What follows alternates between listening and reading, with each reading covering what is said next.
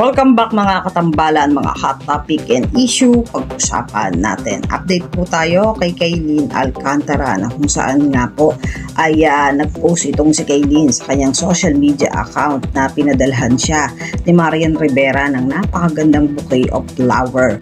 Samantalang makikita naman itong si Kaylin na nag-try nga na mag-tennis at may caption pa nga sa kanyang social media account na my first time playing paddle, tiring but fun, can't wait to do it again. Makikita na itong si Kaylin ay nag-uumpisa na mag-try na maglaro ng tennis na paglilibangan niya at sinabi nga ni Kaylin na uulitin pa niya ulit ang paglalaro ng tennis. Samantala nga nag-celebrate din itong si Kaylin ng 4.9 para sa kanyang social media account ng followers at samantalang makakasama naman ni Kaylin si Barbie Forteza sa nalalapit nga na ipapalabas sa GMA Prime na Beauty Empire. Sinabi ni Kaylin na excited siya na makasama nga itong si Barbie Forteza. Nagpapasalamat siya kay Barbie Forteza dahil isa nga ito sa malapit niyang kaibigan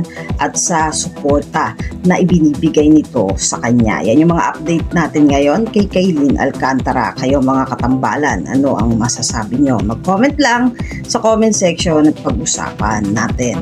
Yan ang mga hot topic and issue dito lamang sa Tambalang JK.